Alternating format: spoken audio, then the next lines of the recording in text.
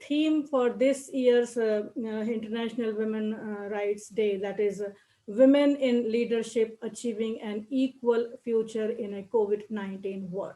Now, so far as the theme for this year is concerned, this is very, very correct theme in view of the 1 year, almost 1 year, this COVID scenario, the pandemic that has grasped all of us. And we see that over the last few months, there has been much discussion of leadership during the pandemic, and what constitutes good leadership, who has performed better, and which countries have been worse. So one pattern that emerged early on, what that female leaders were seen to have handled the crisis remarkably well. New Zealand, Taiwan, Germany are female-led countries, and they have been held as an example of how to manage a pandemic. The countries led by the women have performed better, especially in terms of the deaths. We have all read the countries with women at the helm seems to be handling the COVID crisis better than those headed by men. And the media repeat this story almost every year. We see that from CNN, women leaders are doing a disproportionately great job at handling the pandemic. So why aren't there more of them? There are only few countries which are being under the leadership of the women. The Washington Post, you see, that gave us the headline that female world leaders hailed as the voices of reason amid the coronavirus chaos. Similarly, you see Forbes that has also published that what do the countries with the best coronavirus responses have in common? The women leaders. So in various countries, we find that where the female are at the helm, where the women are the leaders, those countries have performed very well during this pandemic time. And we take the example of India also. In India, you see the health minister of Kerala, KK Selja.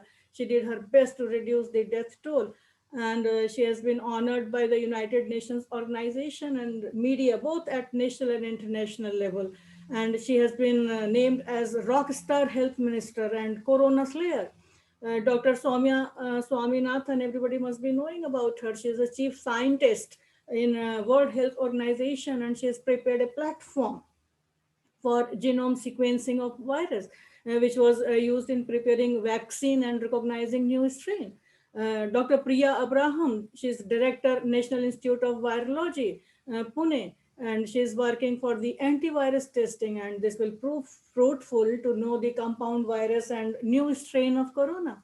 Preeti Sudan, she's an IAS and presently the team member of the scientist in World Health Organization. So there are many names. Dr. Renu Sarup, she's Secretary Deputy Government of India. Dr. Nivedita Gupta, she's scientist in the virology unit ICMR Delhi. And Dr. Pragya Dhruv, she's scientist in ICMR. Dr. Veela Rajesh, Dr. Pami Barua. So there are lot many names of the leaders, women leaders who are working day and night so that to come out from this pandemic, which is said to be one of the worst pandemic in the century.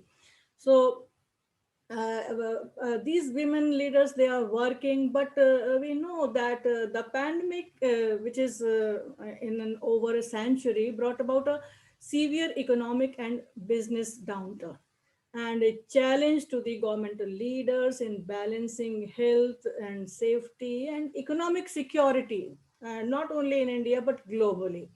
And we see that the social unrest has been escalated. Women in India have suffered much more than men during the coronavirus pandemic, and in more ways than is usually recognized due to the pre-existing gender inequalities.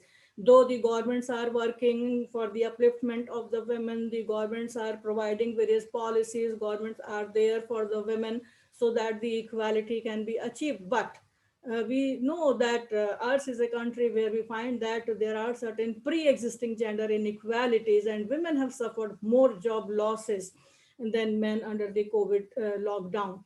And their post-lockdown recovery has also been much, much lower.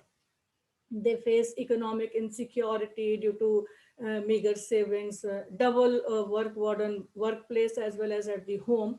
Then there are digital inequalities and restrictive social norms. These are all aggravating the inequality of the women. The urban women who they are also facing substantial or total loss of time of the income during this lockdown. So those employed as domestic workers were laid off in large numbers.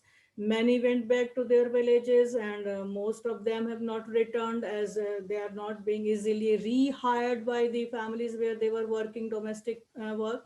Then even the women who have managed to find the jobs or have re-established their trades as self-employed workers, they have had not an equivalent restoration of the income which they were getting prior to this pandemic. So you know that women no longer believe that she can continue with business jobs as usual in the normal time. So change is a must, but change has certain risks also. The pandemic has brought about a lots of issues, challenges, and crises for institutions, businesses, and families. We in the university, we could see that what changes we have to adopt during this lockdown period, during this entire corona period. And with many unintended changes, we have to go for that. But now we find that these changes as positive changes, and we realize that we have to continue with them as a new normal because we don't have any other option for that. And today we are meeting virtually. This is also one of the extension of that new normal which we are all performing in that change. Women excelled in all the areas that are demanded in the time of the COVID-19. Women, she is keeping a calm head, valuing the teamwork.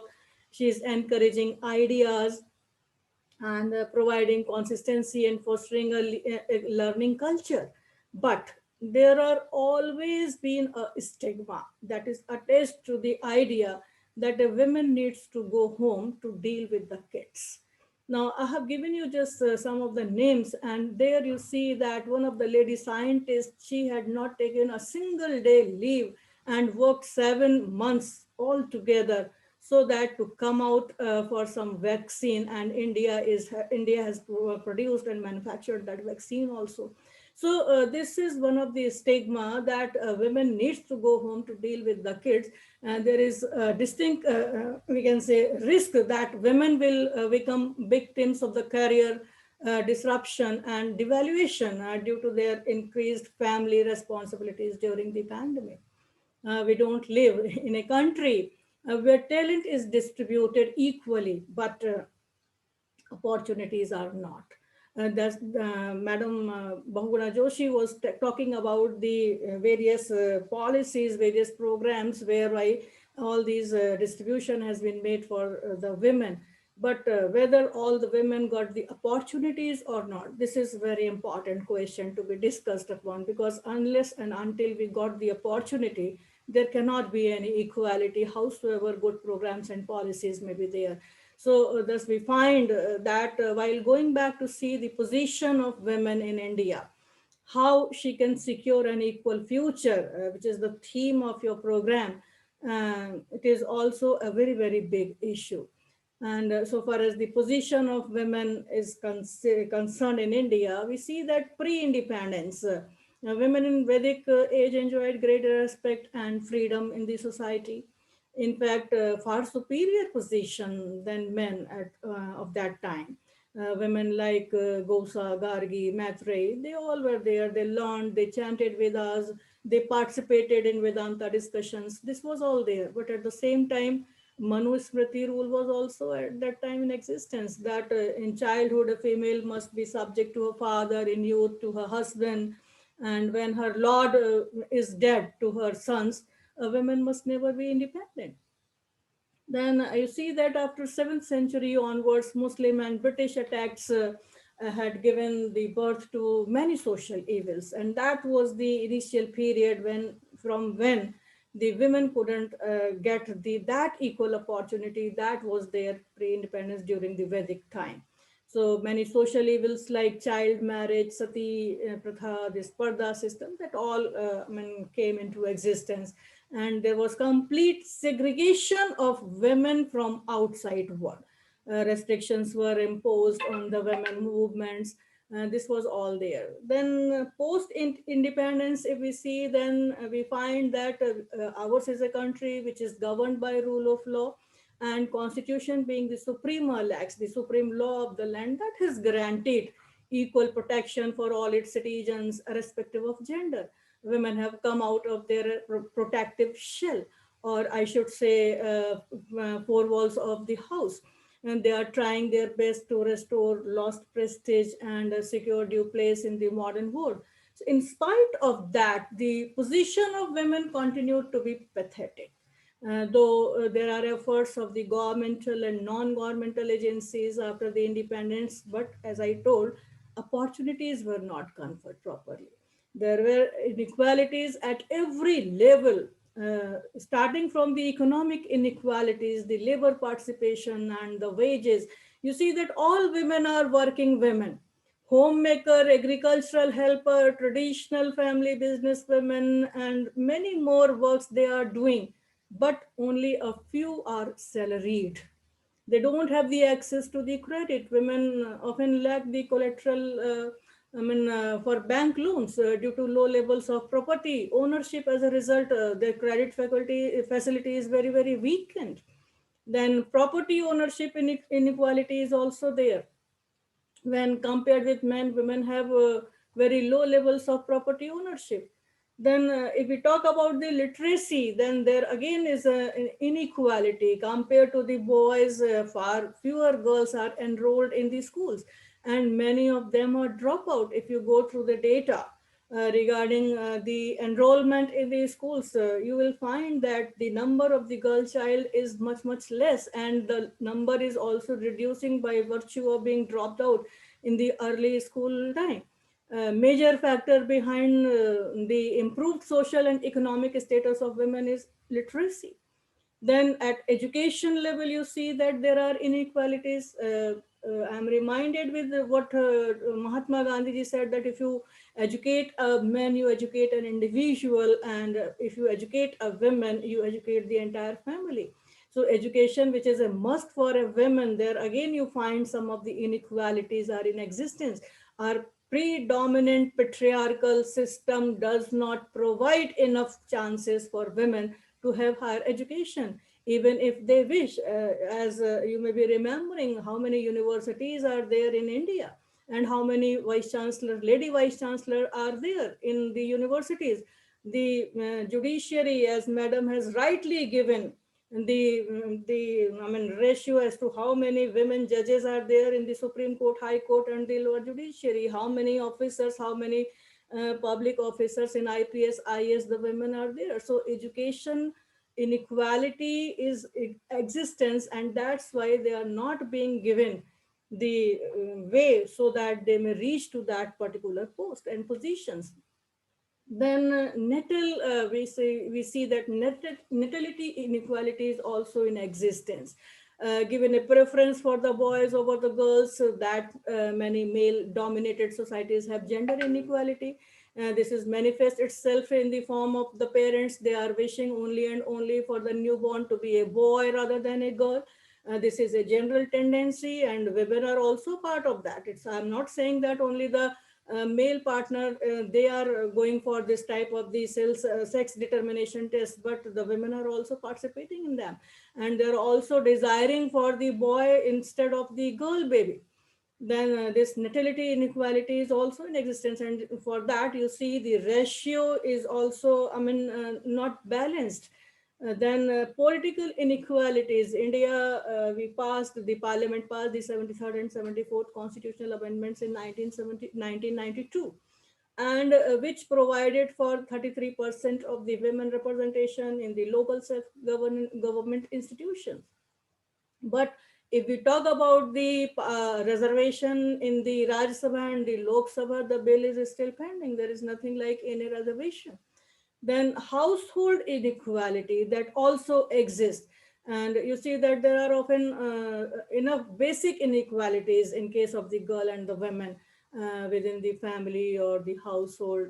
You see that which can take many different forms, like food, health, and schooling, and unequally shared household duties also, because everybody knows that the girls has to perform these functions and the boy has to do these functions. If the girl is going out of the home after 6 o'clock, after 7 o'clock from the house, then she'll be asked, she'll not be allowed to go. But when the boy is going, then again you see that there is no question, there is no query from the parents side. So this household inequality is always there. In the food matter, if there is a food, limited food, then it will be given to the boy first, then to the girl. Regarding health also, the boys, if there is any, I mean, disease, then the boy will be sent to the hospital, would be shown to the best expert doctor. If it's a matter related to the girls, but it will not be there.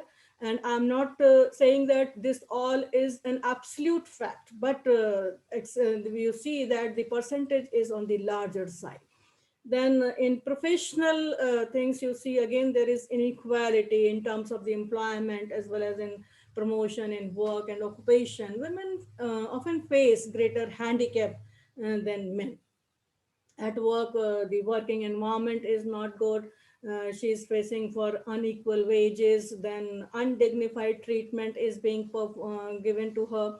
And then she's be to allow to work in the working at odd hours. You see, sexual harassment is one of the very important factor that she's facing there at the workplace. Then she's engaged in some of the harmful industries also. And occupational hazards, or working roughly twice as many hours as men, but she's not getting proper salary, she's not getting proper I mean wages for the work. Then the most important thing, which is not allowing the women to work, which is not allowing the women to go out of the home, which is not allowing the women to work according to her choice, is the violence against women. And she is forced into subordinate position, sexual harassment occurs, women are kidnapped, women are warned for the dowry, trafficking and selling of the girl child, women is molested, women is raped, then poor health care is for the women. She has been neglected during the illness. There is no recognition of the illness by herself also, because these types of the traditions are there in the family, that she will not say that even if she is ill, she'll not say that she has to go to the doctor. And then health services, she would go as a last resort. There is a reluctance to be examined by the male doctors also, because of the culture which is in existence in the society. All these are the pointers which are not allowing the women to develop, to have a proper growth in the society and to come in the equal, as an equal partner in the society. Then there are certain economic constraints that kept as dependents, women as dependents, because no equal property rights are there, as against the law denial in inheritance of the properties, or often deserted women, they are not getting property rights. Very recently in 2020, the Supreme Court has come out with one of the decision in Vinita Sharma versus Rakesh Sharma, where the property rights to the daughter has been given by the court. But otherwise, you see the daughter or the women, they are not being provided with the property rights. Provisions are there. Then economic uncertainty is also very big challenge for the women to bring in the equal future. There are discriminative socialization process. There are certain customary practices also. Household activities will be performed only by the girls, and they are restricted to play. They face isolation. They face separation in schools and the public places. They are restricted to move freely. And if they will be moving in the society, if they are moving out of the home, then again you find that violences are waiting for them in the public. So this is there that the parents, they are also not allowing the girl child or the women to go out. They are being restricted to move freely. And then I'm reminded of what is written in the Manu Smriti. Even if A girl of 16 or 18 or 20 years old, if she has to go out in the evening times, and then if the 5 year old or the 6 year old kid, a boy kid, if he is along or escorting that 20 years girl, then it's okay, because some maleness or some masculinity is there with that girl. And this is how you see that the restricted movement, or they are not allowed to move freely in the society. And there are certain detrimental cultural practices also. After marriage, you see husbands are dominating, and dominance from the in-laws family and the other members in the family, that is also there. They are never or rarely considered for any decision making. A woman, if is not working, cannot support her parents, and in many cases you see, even if she is working, again that she cannot support the parents economically. So these are certain practices which are prevalent in the society. There are limitations in continuing relationship with the brothers, sisters, relatives after marriage. Though at the same time, the child marriage, early marriage, or the patriarchal attitudes that also exist, and that also aggravates these inequalities which are there. Then in the area of governance, if we see, then even after 7 decades of the independence, women are still exploited. As I told you, that 73rd and 74th Amendment has brought certain changes, and reserving the seats for women in Panchayati Raj system. But you see that whether these women are working properly there. Madam told that the educated girls and the doctors and the engineers, they are coming back to the villages for these type of the posts. But the number of these types of the women who are there in the this Panchayati Raj system, you can count only on your tips, because we see that India is a country which is said to be a country of the villages. 80% is, and citizens, they belong to the villages. So in that, if I say that 2, 3, 4, 5, or 10 or 100 of the panchayat pradhan are women, then whether it is going to fulfill the criteria of the equality, that is also one of the question which we have to find in the governance. Then caste disparity is also very important in that way, which is also one of the factor which is not giving the proper equality to the women in the society. And male domination in administration, that is truth of the time, and everybody knows about that as to how we have to go about that. So we see that there is discrimination with women from womb to tomb. Violence throughout the life, we all know. Prenatal, before birth, the female feticide is there, physical, sexual, emotional abuse, every type of the abuse she is facing. And then, if she is allowed to take birth, then during childhood, again, there are certain violences.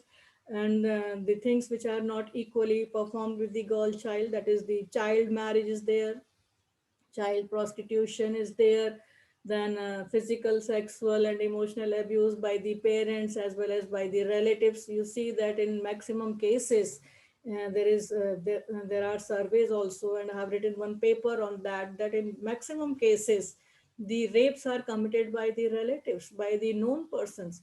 So this is all there in the childhood. Then if she reaches to the adolescence, then teenagers, then sexual harassment, murder, trafficking, prostitution, rapes, all these come to, I mean, welcome in such a ways that she may not be allowed to go out of the home. Then during adult age, you find that when she is married, then dowry is there, dowry dates are there, then family violence and abuses are there, murders and rapes are there, acid attacks and honor killings. These are some of the crimes which are now very much, I mean, in the society, and the women, they are, I mean, not freely moving in the society because of all these threats and all these crimes which are to be, I mean, committed against her. Then we see that written laws are there, but unwritten differentiations will always be there. In 1989, a UN charter to which India is a signatory guarantees every child some of the rights. That is the right to survival, that is to life, and that includes the health, nutrition, the name of the child, the nationality, all these things. But this Prenatal Diagnostic Techniques Act, that was there since 1994 and amended later on. But this high-tech sexism that continues, and female feticide. Earlier it was infanticide because the technology was not as developed as it is now. So before it was infanticide, but now it is the female feticide, and there are so many cases of female feticide, and the right to survival is at stake because of this high-tech sexism. Then the second right which was there, that was right to protection, protection from the exploitation, protection from the abuse, protection from various types of the neglects. But you see that all these things are being committed against the women, and her right to protection is very much infringed in every time. And then right to development was another right which was proclaimed in this UN Charter, and that development was including the right to education, right to have care, leisure, then right to development in the cultural activities. But you see that women's are in sport, women's are in education, women's are in cultural activities, women's are there, but the number is very, very less. Though they are in their enjoying this right to development, but not as it has to be. And finally, the right to participation.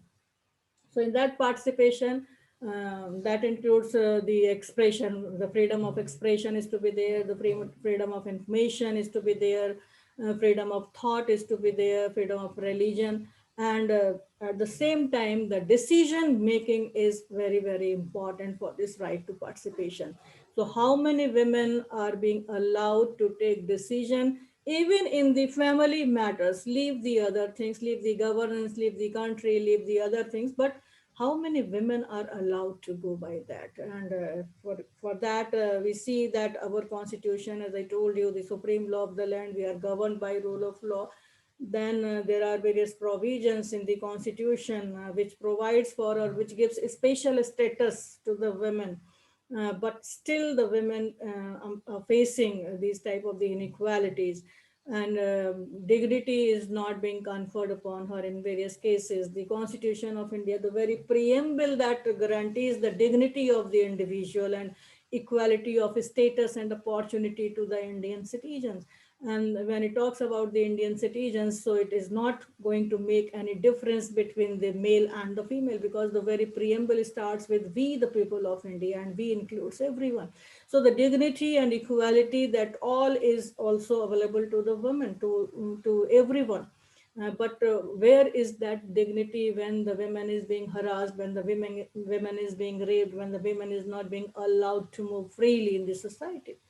Then part third of the constitution, that is fundamental rights, and very specifically you see article 14, that is general, fundamental right, which is available to every person, that is speaks about the equality before the law and equal protection of the laws within the territory of India.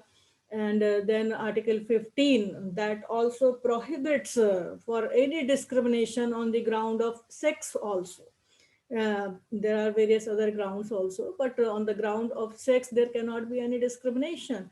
And at the same time, particularly if you see 15 clause 3 of the Indian Constitution, then it provides a special provision for making certain special provisions for the women and children. And the state has to do for that. But you see, under this particular provision, various laws have been enacted also, and there are a line of laws, there are plethora of laws, we can say, for the women. But all these laws, whether they are performing properly or not, implementing properly or not these rights of the women, that is the question for which we have to commemorate every year this Women's Day. Article 16, again, you see equality of opportunity. It speaks about the matters of the public employment, and again, there cannot be any discrimination on the basis of sex. Article 19(1)(g) is very, very important, because we know that various women now they are coming out, they are in the workplaces, they are working women. And for that, Article 19(1)(g) is very important, that it speaks about to practice any profession or to carry on any occupation, trade, or business. So equality in employment can be seriously impaired, you see, when the women are subjected to gender-specific violence, such as sexual harassment in workplace. And there was one case decided by the Supreme Court in Vishakha, and you see that the woman was sexually harassed at workplace, and she was this Article 19(1)(g) was, I mean, taken by the Supreme Court, that because she is having the right to practice any profession or occupation, then if there would be no equality, if she would be harassed, then this right would be seriously hampered, this right would be, I mean, violated. Similarly, Article 21, which speaks of the right to life and personal liberty, then this right to life and personal liberty also includes the right to dignity, the dignified life. And there are many cases which have been decided by the Supreme Court on that line also, so that the women may get the dignified life, whether it's an Nargesh Mirza, or we see Chandrima Das, or lot many cases which are the part of Article 21, with a special reference to the dignity of the women. Then right to, I mean, education, that is always available to all the citizens in the country, all the persons in the country. Article 23, that is another article which speaks about the prohibition of trafficking in human beings and forced labor. So traffic in human being, that is also including the begar, etc., and that is punishable in accordance with law. So this is one of the penal provision in the Constitution of India, which speaks about the penalty and punishment for the violation of this particular fundamental right. And you see the number of the women they are in the this in trafficking, or the sale and purchase of the girl child, that is also there. We have Article 23, we have the provisions in the IPC also, but still the things are going on. Then, if we talk about the equality rights, then we find the directive principles of the state policy under Article 39A, 39D, 39E. These are very, very important. 39D speaks about the equal pay for equal work for both men and women. But you find that if there is a building construction, then how much money the women is getting, how much money the, I mean, the man is getting for that particular job, what type of the jobs are being given to the women, that is also one of the issue, though the provisions are there for this equal pay for equal work for both men and women. Then right to work, right to education, public assistance in certain cases, this is another thing which is there under Article 41. And 42, that is important for the women, which speaks of the maternity relief and the provisions for just and human condition of the work.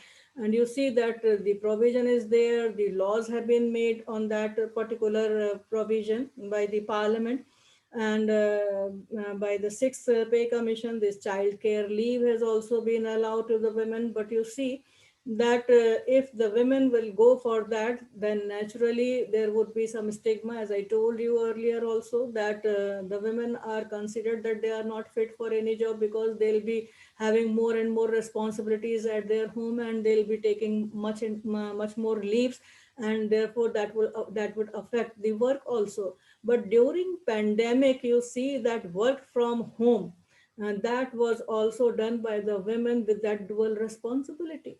And then this part 4A of the Constitution, that speaks about the fundamental duties of every citizen, and that says that to renounce practices which are derogatory against the dignity of the women. So for equal future of women, not only for women in leadership, but for all women in the society, that need to change, the change in the attitude of men.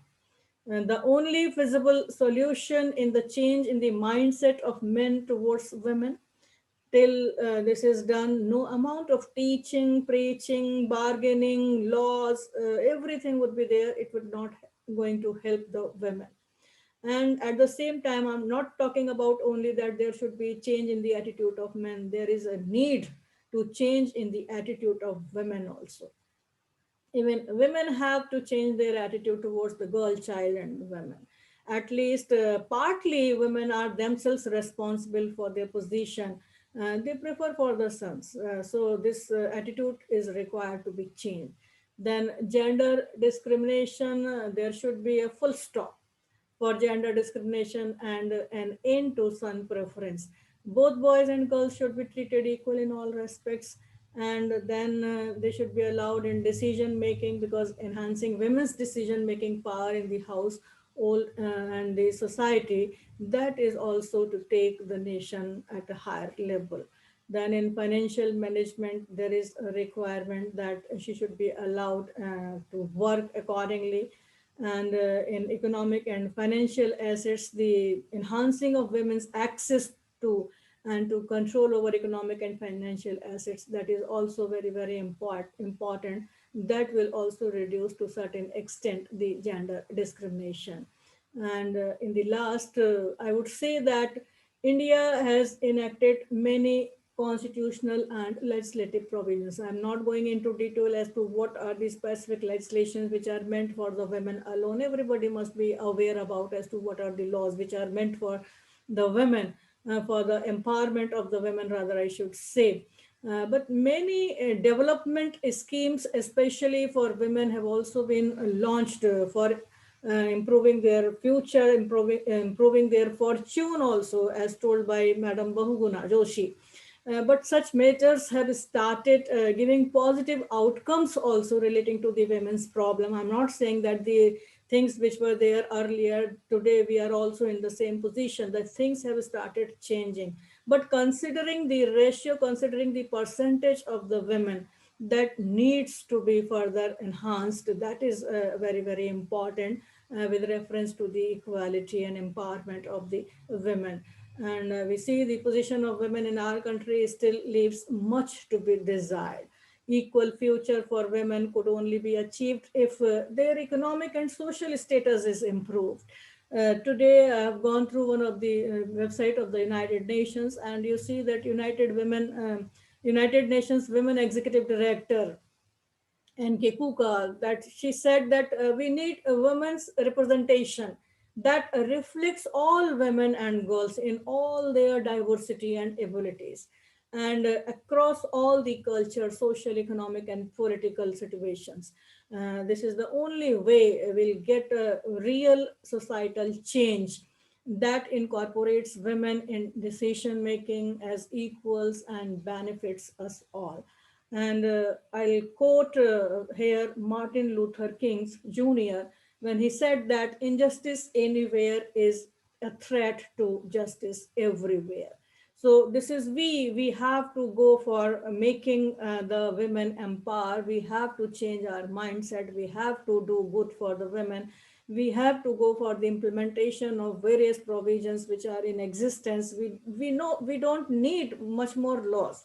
We have plethora of laws. We don't need much laws, but the proper implementation and the societal mindset change, that is very much required.